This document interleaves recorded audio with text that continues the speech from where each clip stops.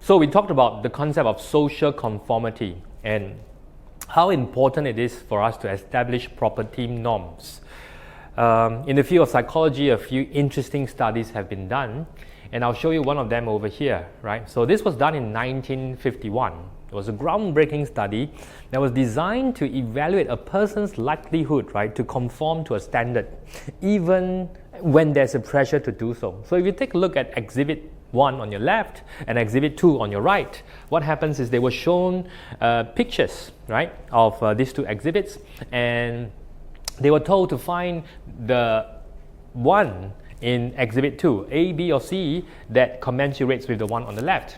So what is interesting about this experiment is that all of them are actor except the subject that you are studying. All right, so the person, after hearing that everyone is choosing what is a wrong answer, of course they are actors, right? What they found out was that there was a high percentage of people who were actually able to, or should I say, who were following the script, which is what the other guys were given.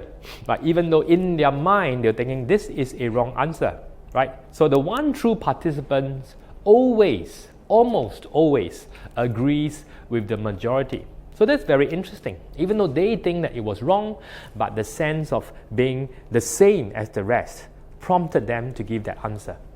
Now this experiment was repeated in another iteration, right? And this time is in a room, whereby you were given a task to complete a few questions. Okay, you can see the pictures at the top. If you were alone, what the researchers did was they created smoke. They emitted smoke into the room, so you can smell, you see smoke.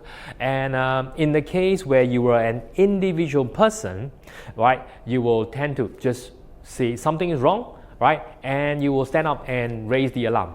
Right. In the second case, where you have a lot of people doing the same thing, and the same thing, smoke came in the room, right? But if the rest felt as if nothing was happening, they did not react, then it took a much longer time before the true participant, decide to stand up and call for help.